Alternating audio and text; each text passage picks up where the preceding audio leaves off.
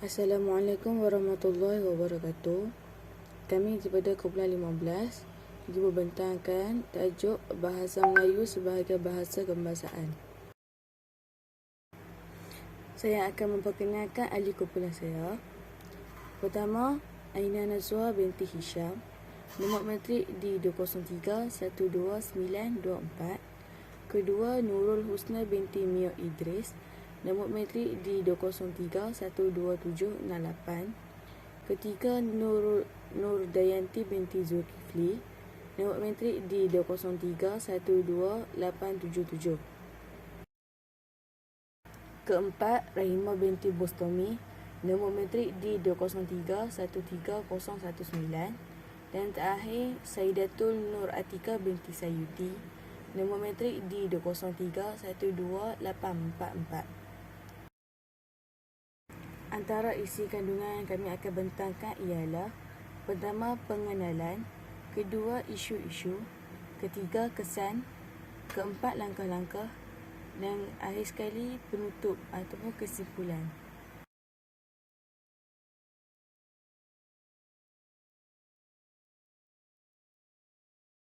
Bahasa Melayu sebagai bahasa kebangsaan. Mengikut perkara 152 Perlembagaan Persekutuan, bahasa Melayu diperakui sebagai bahasa kebangsaan dan bahasa rasmi.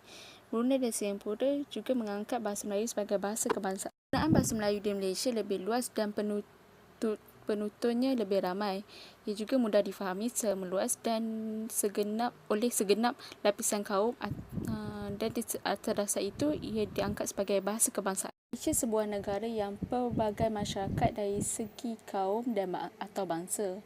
Malaysia terdapat 3 bangsa iaitu kaum Melayu, Cina dan India, dengan juga pelbagai kaum dari setiap bangsa seperti kaum Iban, Melanau, Kadazan dan sebagainya.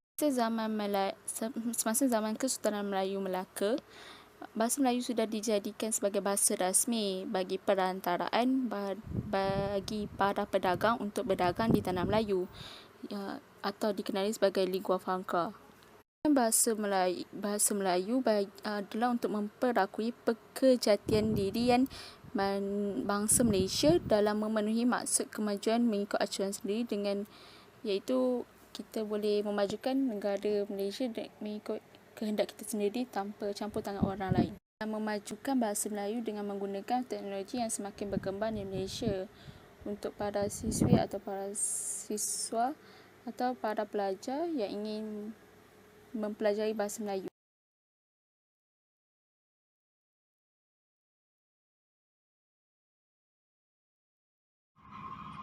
Isu-isu. Fenomena ini adalah masalah serius memperkuat bahasa Melayu kerana penyatuan bahasa sebagai garis fungsinya lebih efektif.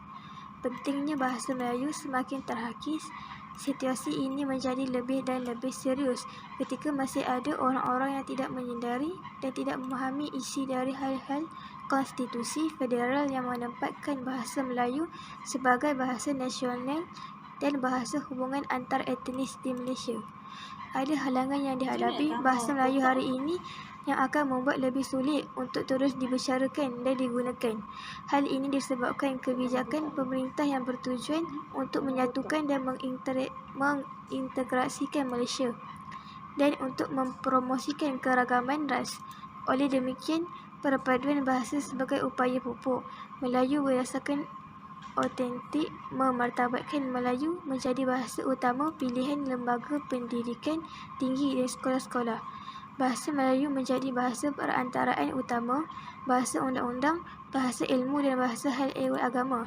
Sebagai bahasa ilmu, bahasa Melayu telah menjadi alat ekspresi serta mengembangkan bidang sains yang agak luas. Dalam sastera, bahasa Melayu menjadi bahasa sastera merangkumi semua bentuk prosa dan puisi.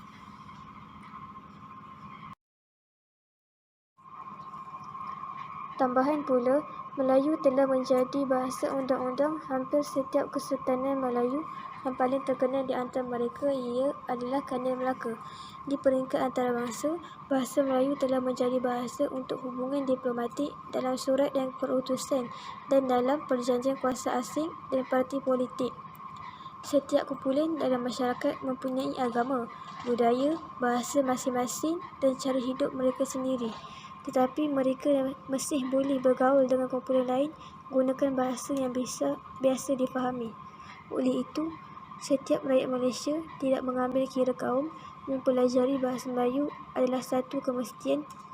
Perkara ini jelas termaktub dalam Undang-Undang Pendidikan 1961 berdasarkan laporan Razak dan laporan Rahman Talib yang menggariskan 3 asas terutamanya untuk melaksanakan sistem pendidikan bersatu dengan bahasa Melayu sebagai bahasa kurikulum sekolah dan kurikulum serta peperiksaan adalah sama dan bercorak kebangsaan.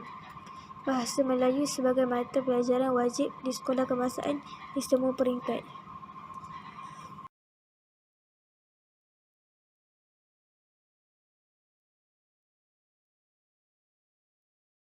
Kemudian kesan-kesan. Kesan kepada kecapaian perpaduan nasional. Kenyataan bahawa peranan bahasa Melayu untuk perpaduan sahaja dan bahasa Inggeris pula untuk kemajuan negara perlu ditolak. Peranannya sebagai alat perpaduan seperti dihasratkan dalam semua laporan pendidikan dan lain tidak pernah kesampaian. Dengan kata lain, ia tidak berjaya mendukung peranan itu. Ini dapat dilihat dengan jelas apabila berseminarnya polarisasi kaum di sekolah, berterusan di institusi pendidikan tinggi dan kekal abadi tempat kerja. Beberapa perkara didapati menyebabkan gagal. Antaranya banyak pihak, khususnya kaum bukan Melayu yang tidak pernah menerimanya dalam peranan penting itu. Tidak berikhtiar selain tidak mahu menguasainya untuk tujuan integratif. Sebaliknya, bahasa Melayu hanya diketahui dan bukan pula dikuasai atas sebab syarat wajib lulus dalam sistem pendidikan negara untuk memperoleh sijil penuh dan perkhidmatan di sektor awam. Ia boleh dikatakan jarang sekali dipelajari kaum bukan Melayu lagi.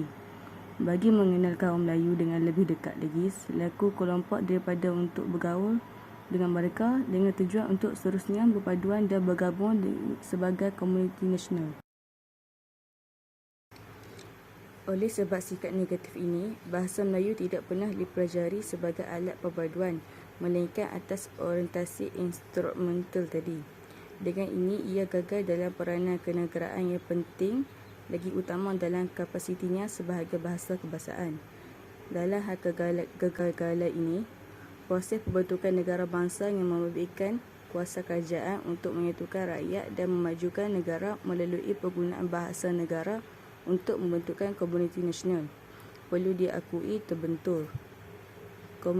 Komuniti nasional yang perlu dibentuk secara terancang oleh kerajaan melalui sistem pendidikan untuk generasi muda dan diasaskan dalam pelbagai program rasmi lain untuk golongan dewasa tidak ghalib dilakukan. Oleh itu, pembentukan negara bangsa ini perlu dilakukan semula biarpun kita sudah lama membentukkan negara pada 1957. Kita belum bersatu sebagai komuniti nasional yang berkongsi negara ini dari segi sama-sama mendukung sejarah, tradisi, budaya dan bahasa yang satu. Semua ini perlu untuk komuniti nasional yang bakal diwujudkan itu kerana ia sisi positif pluralisme.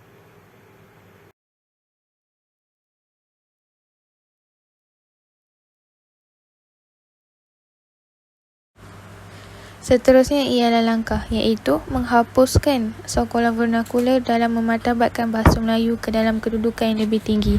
Perkara ini dapat dilihat impak dari tertubuhnya sekolah vernakular pada hari ini.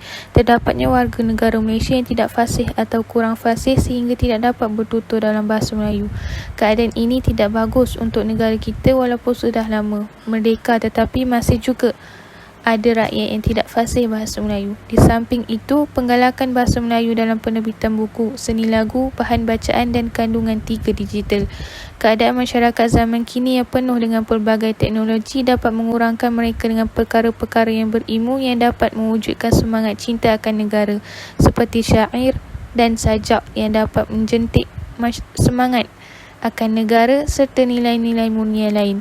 Realitinya, kita dipertontonkan dengan drama dan hiburan yang tidak menyelitkan tentang semangat diri akan negara dan minda masyarakat akan sempit dalam mempertingkatkan lagi semangat tentang bahasa ibunda.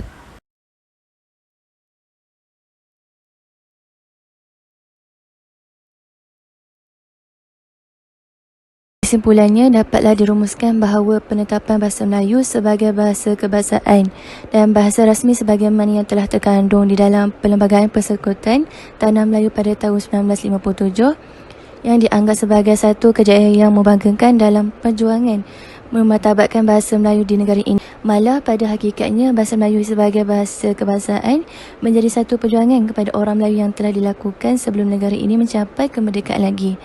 Mendaulatkan bahasa Melayu tidak hanya cukup dengan semangat atau kata saja.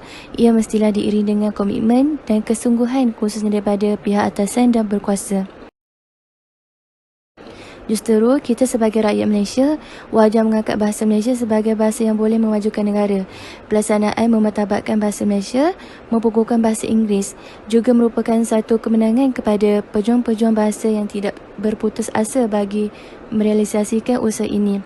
Semua lapisan masyarakat, tidak kira umur, bangsa atau kaum, harus menyadari hakikat bahawa jika kita hendak maju seperti negara Jepun yang menggunakan bahasa ibunda mereka sendiri, kita harus bermula dari sekarang. Biarpun permulaannya agak perlahan, namun jika kita sentiasa mengamalkannya dan menerojainya, kita mampu menjadi seperti negara Jepun, bahkan lebih maju daripadanya.